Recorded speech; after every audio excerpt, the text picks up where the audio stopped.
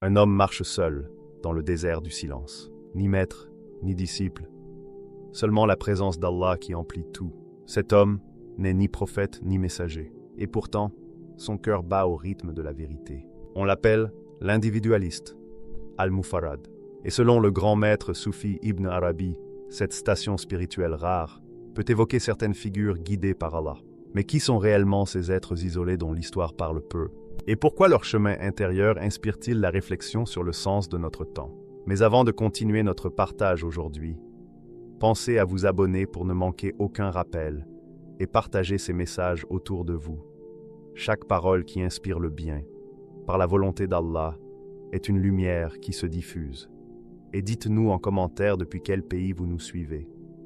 Votre présence nous encourage à poursuivre ce chemin de savoir, de paix et de spiritualité.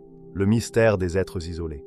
Ibn Arabi, dans les Illuminations de la Mecque, évoque une réalité presque invisible à l'œil humain. L'existence d'êtres isolés, des hommes qui marchent hors des sentiers habituels, et parmi eux, certains guides spirituels que l'histoire raconte comme intemporels. Ces êtres ne sont pas des saints au sens strict, ni des leaders charismatiques, ni des maîtres vénérés publiquement.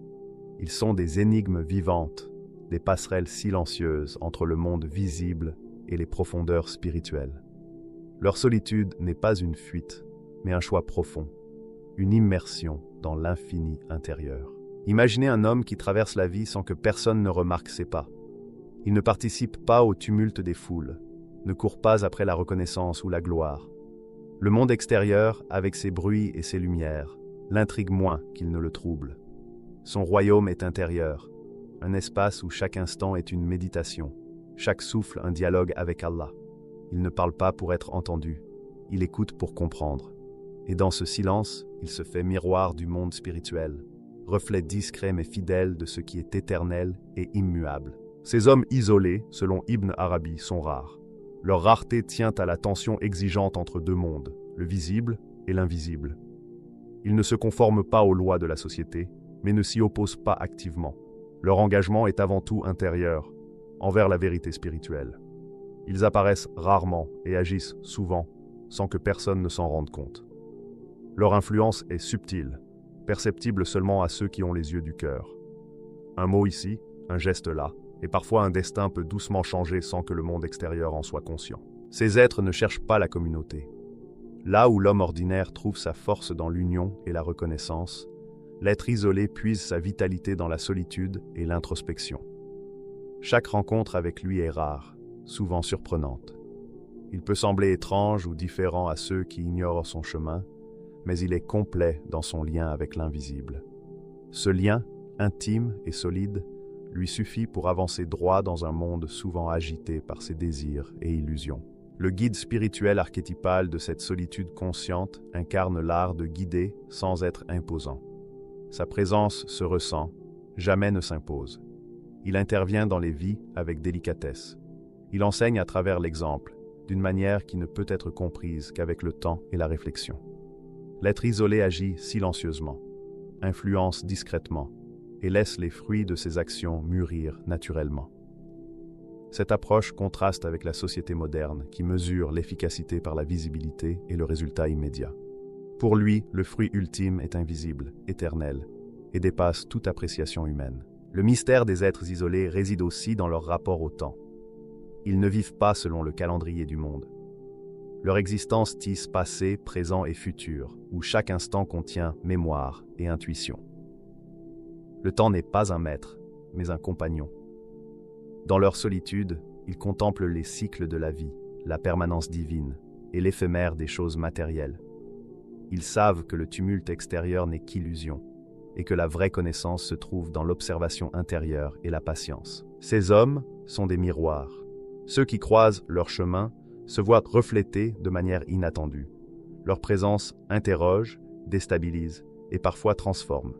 Mais ils n'attendent rien de ceux qu'ils rencontrent. Leur générosité est spontanée, comme le vent qui souffle sur les feuilles, invisible mais déterminant. Ils ne cultivent ni réputation, ni héritage matériel, mais un héritage de sagesse et de silence que peu peuvent percevoir, et encore moins comprendre. On pourrait croire que cette solitude est triste, mais elle est lumineuse. Elle ouvre l'esprit à des dimensions insoupçonnées, libère le cœur de la peur et aligne l'âme avec le flux de la réalité ultime. Ces êtres sont des voyageurs du monde intérieur, explorateurs de régions que ni l'argent ni le pouvoir ne peuvent atteindre. Chaque pas est un acte de découverte, chaque décision un reflet de la sagesse accumulée au fil des siècles. Leur vie semble minimale en apparence, mais elle est dense de signification. Dans un monde obsédé par la performance et la visibilité, comprendre le rôle de l'isolé est une invitation à regarder autrement.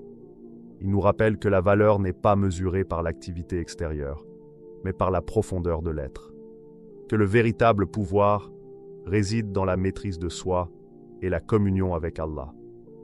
Que l'influence silencieuse peut changer le cours des vies plus profondément que l'action bruyante et visible. Et parfois, l'homme le plus puissant est celui qui semble n'avoir aucun pouvoir aux yeux du monde. Ces êtres enseignent aussi la patience. La vie du solitaire est un apprentissage de la lenteur et de l'observation. Rien n'est précipité, tout mûrit selon son rythme. Ils observent, comprennent et parfois interviennent, mais jamais avec hâte ou panique. Leur calme est contagieux, leur sérénité une force subtile. Rencontrer un tel homme peut bouleverser, car il reflète ce que nous pouvons devenir si nous acceptons de quitter la frénésie du monde et de plonger dans la profondeur de notre propre existence. Enfin, les hommes isolés incarnent la possibilité de réconciliation avec l'invisible. Dans leur solitude, ils dialoguent avec Allah, avec l'univers, avec l'essence de toute chose. Leur vie est un hymne silencieux à l'intemporalité, une démonstration que la grandeur ne réside pas dans l'action publique, mais dans l'alignement avec la vérité intérieure. Ils sont rares, mystérieux, souvent incompris, mais indispensables comme des phares invisibles dans la nuit humaine. Et même si nous ne les voyons jamais, nous ressentons parfois leur influence, comme le souffle d'un vent qui nous pousse dans la bonne direction sans que nous sachions pourquoi. La station de l'Al-Fardaniya. Il existe des lieux de l'âme où la lumière ne se manifeste pas par éclat visible, mais par une intensité silencieuse qui brûle au cœur de l'être. Ibn Arabi nomme cette station Al-Fardaniya, la station de l'unicité individuelle.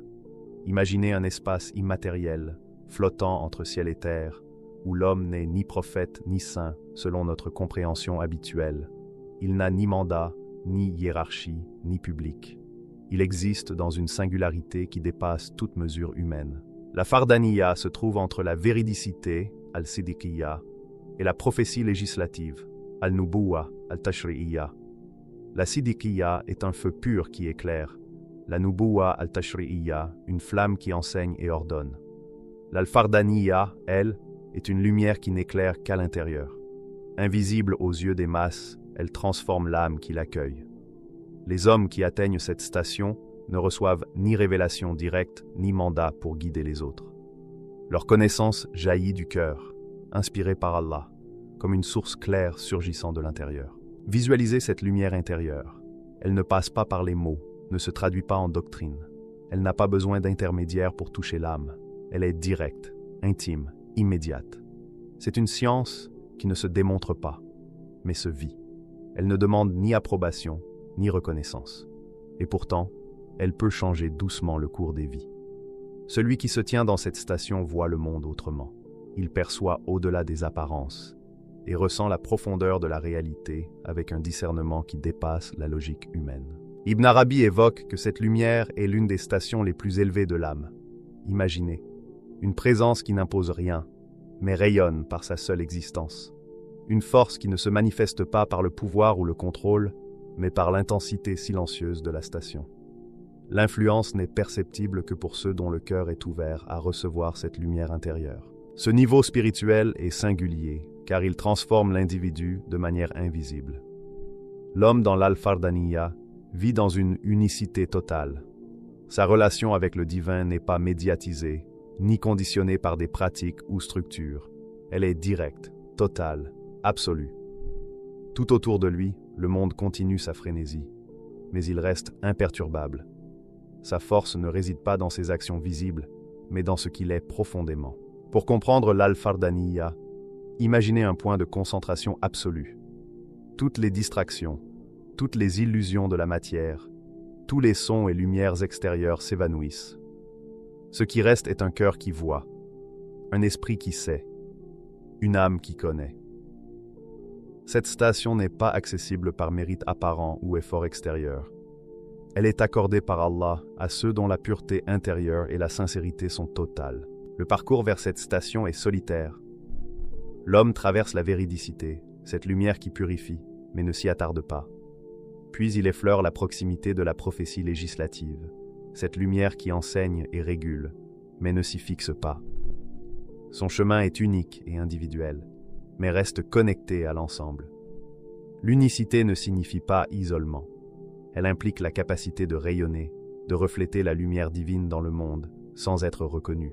Ce rayonnement ne se manifeste jamais de manière spectaculaire. Il est comme l'onde invisible qui fait frémir les feuilles d'un arbre.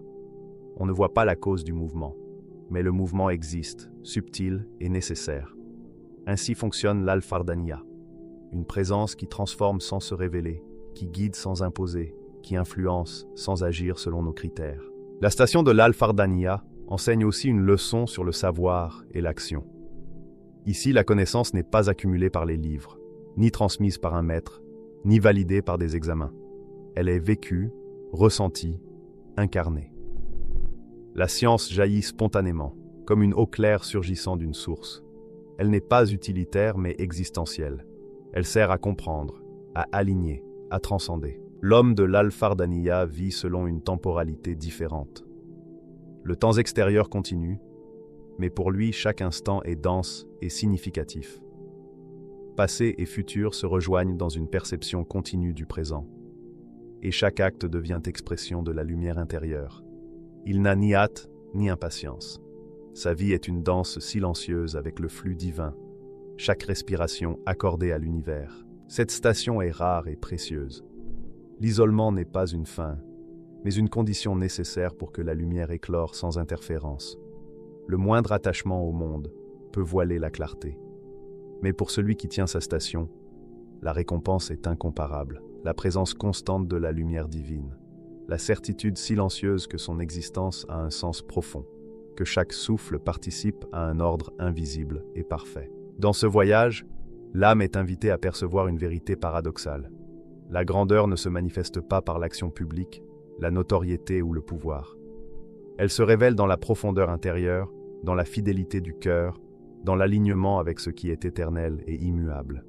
La station de l'Al-Fardaniya est un appel à l'intériorité, à la pureté, à l'authenticité, un espace où l'individu, même seul, devient un centre de lumière qui éclaire sans se montrer. Ainsi, la Fardaniya n'est pas une destination extérieure, mais une transformation intérieure. Ceux qui l'atteignent deviennent des phares silencieux, des guides invisibles, des témoins de l'unicité divine incarnée dans l'âme humaine. Certains mystiques y voient l'exemple ultime d'une lumière qui agit sans se manifester et qui transforme sans se faire voir, une présence immatérielle mais intense, capable d'inspirer et de réorienter les cœurs dans le sens du bien. Le Mahdi et les secrets de la solitude.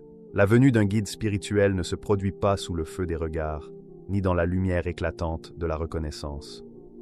Sa présence est discrète, presque invisible aux yeux des hommes. Les maîtres spirituels expliquent que sa grandeur réside dans la lente transformation de son être. Il ne commence pas comme un guide apparent, il devient lumière intérieure. Comme une flamme qui s'allume dans un souffle, sa lumière naît de la solitude, du silence et de l'intimité avec le vrai. Imaginez un enfant qui grandit loin du tumulte du monde, dans le calme des montagnes ou des vallées, ou au plus profond de son propre cœur. Son univers est fait de souvenirs, de prières et de méditations. Il n'est pas façonné par les livres ou les doctrines, mais par une présence divine subtile, un souffle intérieur que seuls les cœurs attentifs peuvent percevoir. Comme le prophète Muhammad, avant la révélation, il connaît la grotte du cœur, ce lieu où le monde extérieur s'efface et où le dialogue avec Allah devient total et immédiat. Cette solitude n'est pas un vide, elle est une matrice où l'âme se façonne. Chaque jour de silence, chaque pensée non partagée, chaque regard intérieur sculpte un être capable de percevoir des réalités que le commun des hommes ne soupçonne même pas. Le guide spirituel apprend par l'expérience directe, par l'observation intérieure. par la lumière qui émane de la présence divine.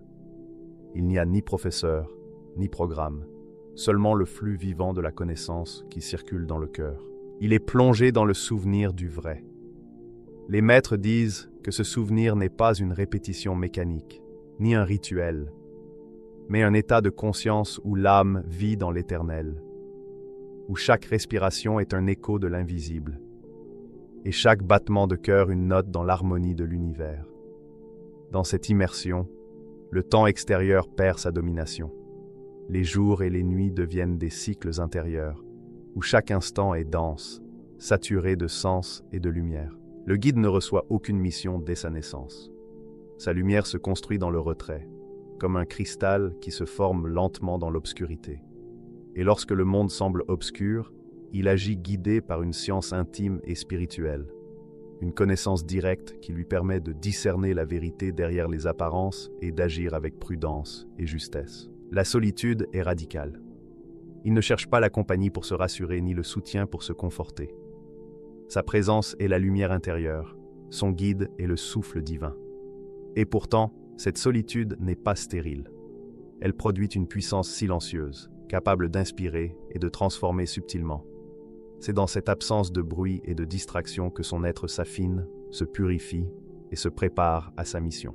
Le retrait est aussi un apprentissage de la patience et de la vigilance. Chaque épreuve, chaque moment d'incertitude, chaque confrontation avec l'ombre intérieure devient un enseignement. La grotte du cœur n'est pas un refuge passif. Elle est un champ d'entraînement intérieur où l'ego se dissout, où les désirs s'apaisent, où l'âme devient réceptive à la lumière directe de Dieu. C'est cette préparation qui fait que, lorsqu'il agit dans le monde, il n'est ni surpris ni désorienté. Dans son isolement, le guide développe une vision qui dépasse le temps et l'espace. Il perçoit les mouvements subtils de la vie et les liens invisibles entre chaque événement. Cette vision ne se manifeste pas par un contrôle apparent, mais par une guidance silencieuse. Il sait quand parler, quand agir, et surtout quand attendre. Sa patience est la marque de sa sagesse. Sa discrétion est le signe de sa force. Ce retrait n'est pas une fuite, ni un abandon des responsabilités. Il est une préparation à la manifestation de la justice et de la lumière au moment opportun.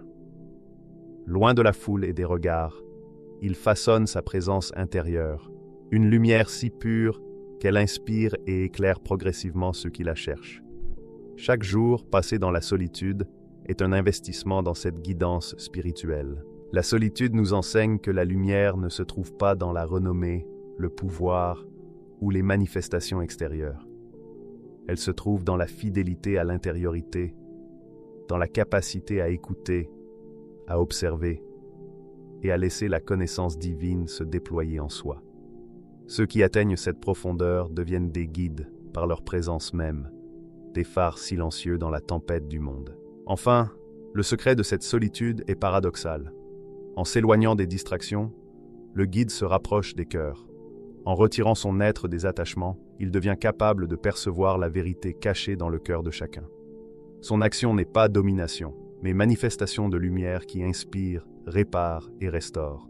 Il agit avec précision et harmonie, aligné sur l'ordre invisible de la réalité. Ainsi, l'apprentissage silencieux dans la grotte du cœur, la maîtrise de la solitude et l'immersion dans le souvenir du vrai préparent à l'émergence d'une lumière intérieure. Quand les temps deviennent difficiles, cette lumière devient un phare pour ceux qui cherchent sincèrement le chemin, transformant sans bruit, subtilement et profondément. La fin de la prophétie est le secret du dévoilement. Ibn Arabi souligne que la mission prophétique est close avec Muhammad. Ces mots résonnent comme une transition dans le parcours spirituel de l'humanité. Aucune nouvelle révélation extérieure ne viendra transformer la trajectoire des hommes. Plus de lois à promulguer, plus de messagers annoncés, plus de signes visibles pour ébranler la foi. Mais cette clôture n'est pas un abandon. Elle est un passage vers une dimension intérieure de l'expérience spirituelle. Si la prophétie est close, que reste-t-il pour l'âme aspirante?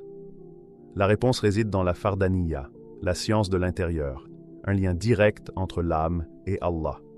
Ici, il n'y a pas d'intermédiaire, pas de hiérarchie, pas de texte à interpréter pour transformer la conscience. Tout se vit dans la pureté de l'expérience personnelle et la profondeur de la perception intérieure. Chaque âme peut devenir un témoin vivant de la vérité divine, sans mandat prophétique. La Fardaniya est un mystère que peu atteignent, et pourtant, elle est accessible à ceux qui s'engagent dans la solitude et la sincérité du cœur. Contrairement à la prophétie législative, qui codifie et enseigne, cette science intérieure transforme de l'intérieur. Elle ne s'adresse pas à la foule, mais à l'âme. Ceux qui l'atteignent deviennent des porteurs de lumière, reflétant une vérité que le monde extérieur peut ressentir sans pouvoir la mesurer. Ibn Arabi explique que si une guidance spirituelle devait se manifester aujourd'hui, ce ne seraient pas les institutions ou les érudits, mais les âmes qui cultivent l'unicité et la profondeur intérieure. Ces âmes agissent sans éclat, enseignent sans parole, influencent subtilement par leur lumière intérieure, et non par des miracles visibles ou des manifestations spectaculaires. Cette idée transforme la perception de la guidance. L'humanité n'est plus dépendante d'un messager extérieur. Elle est invitée à chercher la lumière à l'intérieur. La clôture de la prophétie n'est pas un arrêt du chemin spirituel, mais une invitation à devenir soi-même un récepteur direct de la connaissance divine, pourvu que l'on cultive pureté, sincérité et solitude intérieure. Le secret du dévoilement réside là. La lumière peut jaillir dans le cœur de ceux qui sont prêts à la recevoir, dans le silence, l'isolement et la méditation. La Fardaniya devient ainsi la continuation de la guidance prophétique, mais de manière invisible et personnelle. Elle ne légifère pas, ne publie pas de doctrine, mais transforme la conscience, et par cette transformation intérieure, elle influence subtilement le monde. Ces témoins intérieurs ne cherchent ni pouvoir ni reconnaissance. Leur lumière est discrète, parfois imperceptible, mais essentielle. Elle agit sur ceux qui sont attentifs, créant des changements invisibles mais durables. Dans un monde obsédé par le visible et le spectaculaire, il est difficile de percevoir cette dynamique, mais Ibn Arabi rappelle que c'est précisément cette lumière intérieure qui soutient la continuité de la guidance spirituelle. La fin de la prophétie implique aussi une responsabilité unique. Chercher, observer et éveiller sa propre conscience. Les âmes qui cultivent la Fardaniya ne remplacent pas les prophètes, mais démontrent que la guidance divine reste possible. Elle n'est plus imposée d'en haut, mais reçue et incarnée par ceux qui s'efforcent d'atteindre pureté et lumière intérieure. Chaque cœur sincère devient un potentiel dépositaire de vérité, non par obligation, mais par alignement avec Allah. Le secret du dévoilement est à la fois individuel et universel. La lumière intérieure de ces âmes influence subtilement les courants du monde. Comme certains guides de l'histoire spirituelle, leur fidélité à la vérité intérieure transforme la réalité sans éclat visible. Leur action est silencieuse mais profonde, invisible mais réelle. Ibn Arabi semble suggérer que cette transformation intérieure est la véritable continuité de la guidance prophétique. La loi extérieure est complète, la révélation est close, mais le monde continue d'avoir besoin de lumière. Celle-ci ne vient plus de messagers nouveaux, mais de ceux dont le cœur est pur et ouvert à la présence divine. Ils incarnent une guidance invisible, une lumière qui éclaire sans éclat et transforme par l'intériorité. En contemplant cette idée, le spectateur est invité à repenser sa relation avec Allah. Il n'est plus nécessaire de dépendre uniquement de figures extérieures ou de textes pour percevoir la vérité. La clôture de la prophétie est une invitation à l'autonomie spirituelle, à la vigilance intérieure et à la recherche de lumière dans le silence et la solitude. Chaque âme peut devenir un témoin du divin, non par proclamation, mais par l'incarnation de la lumière de la Fardaniya dans la vie quotidienne. Le dévoilement final, l'imam du cœur. Le secret de la guidance spirituelle n'est pas dans le fracas du monde. Il n'est pas dans les armées, les conquêtes ou les proclamations publiques. Ceux qui cherchent la lumière uniquement dans les tumultes extérieurs peuvent passer à côté de sa présence. Le royaume véritable est intérieur, invisible aux yeux de la foule, mais éclatant dans la profondeur du cœur. Ibn Arabi insiste, elle se trouve dans le cœur de ceux qui cherchent Allah sans intermédiaire. Dans ce dialogue intime où chaque respiration devient prière, chaque pensée contemplation, chaque silence révélation. Imaginez un espace intérieur, un lieu secret que le tumulte du monde ne peut atteindre. C'est là que réside la lumière du cœur, non pas comme une figure légendaire, mais comme une présence vivante et agissante dans l'âme des êtres sincères. Sa lumière ne se mesure pas par des miracles visibles, ni par des lois imposées. Elle se ressent, éclaire l'âme qui l'accueille, et guide ceux qui s'abandonnent à la recherche de la vérité. Cette lumière est le modèle du croyant parfait, retiré mais éveillé, invisible mais agissant. Sa perfection ne réside pas dans la domination ou la puissance, mais dans l'alignement complet avec la guidance divine. Elle agit comme un reflet de l'intimité spirituelle, incarnant la Fardaniya, la station de l'unicité individuelle où le lien avec Allah est direct, pur et sans intermédiaire. Comme certains guides mystiques, elle est présente dans le monde sans que l'œil commun ne la voie, influence sans imposer, transforme sans dicter. Les maîtres spirituels s'accordent à dire que cette station révèle un paradoxe fascinant. Le guide le plus précieux n'est ni prophète ni messager, et pourtant il est indispensable. Il ne transmet pas de lois nouvelles, n'apporte pas de révélations publiques, et pourtant son rôle est crucial. Il est le témoin vivant de la lumière divine, celui qui incarne la guidance intérieure au cœur du chaos apparent. Pour comprendre la profondeur de cette station, imaginez le monde comme un théâtre d'ombres et de lumière. Les humains agissent, se débattent, se perdent dans leurs désirs et passions. Au milieu de ce chaos, la lumière intérieure est constante, une boussole pour ceux qui savent regarder avec le cœur. Elle ne domine pas, n'ordonne pas, mais oriente. Et cette orientation est plus puissante que n'importe quelle action visible. Elle transforme l'âme et par extension, la perception du monde. La Fardaniya est cette capacité à incarner la guidance sans recours à des moyens visibles. La lumière agit directement sur la conscience des hommes, révélant des vérités cachées, éveillant les âmes, rappelant la présence de Dieu à chaque instant. Elle est comme un souffle subtil qui traverse la forêt des illusions humaines, faisant frémir les branches sans que personne ne voie l'air en mouvement. Sa puissance est silencieuse mais totale. Son action ne se mesure pas aux résultats immédiats, mais à l'impact durable sur l'âme. Cette station exige une perfection intérieure qui ne se construit pas par le pouvoir, mais par la pureté du cœur et l'alignement avec le divin. La lumière intérieure ne peut exister autrement que dans cette communion intime.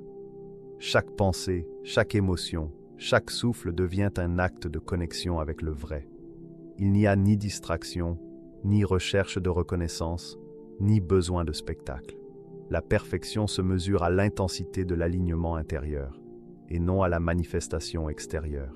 Son invisibilité est aussi sa force. Dans un monde obsédé par l'éclat et la visibilité, la lumière intérieure peut passer inaperçue. Mais ceux qui la reconnaissent deviennent des porteurs de guidance. Elle n'enseigne pas par des sermons ou des lois, mais par l'être. Sa vie entière est un modèle silencieux, une incarnation de l'équilibre, de la patience et de la sagesse. Ceux qui sont attentifs à cette présence sentent le mouvement subtil de la guidance, comme un courant secret traversant la réalité sans se voir. La mission de cette lumière dans le cœur est radicalement différente de celle des prophètes. Elle n'enseigne pas par la révélation extérieure, mais transforme le monde en transformant les cœurs. Elle montre que la véritable puissance réside dans l'alignement avec le divin, dans la fidélité au cœur et dans la patience silencieuse. Cette perspective révolutionne la manière dont nous percevons la guidance spirituelle. Elle nous apprend que la transformation du monde ne passe pas nécessairement par l'action visible, mais par l'action intérieure. Que la lumière la plus puissante agit dans le silence, dans la solitude, dans le cœur de ceux qui sont prêts à recevoir la vérité. Le guide spirituel intérieur se révèle non par la force, mais par la perfection de sa présence intérieure. Enfin, le dévoilement final de la lumière du cœur nous révèle un principe universel. Le divin n'a pas besoin de médiation pour atteindre l'âme humaine. La lumière peut circuler directement, et ceux qui cultivent la Fardaniya deviennent des réceptacles de cette lumière.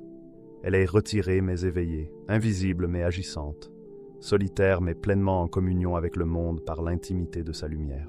Ainsi, le secret de cette guidance est une invitation à chaque âme, se tourner vers le cœur, cultiver la solitude intérieure, chercher Allah sans intermédiaire et devenir à son tour un témoin de la lumière. Dans ce retrait silencieux, le chaos extérieur peut trouver sa réponse et la guidance divine continue, non dans la prophétie spectaculaire, mais dans la lumière vivante des cœurs éveillés. Peut-être que le secret de la guidance spirituelle n'est pas à attendre. Peut-être qu'il est déjà présent, caché dans les âmes qui cherchent sincèrement la lumière du vrai. Car la Fardaniya n'est pas un rang réservé à quelques élus. C'est un appel du divin à ceux qui osent se retirer du bruit pour écouter la voix du cœur. Et si tu veux l'apercevoir, ne cherche pas dans les signes du monde, cherche dans ton propre silence. C'est là que commence le chemin des individualistes, des voyageurs intérieurs à l'écoute de la vérité divine. Que la paix, la miséricorde et les bénédictions d'Allah soient sur vous.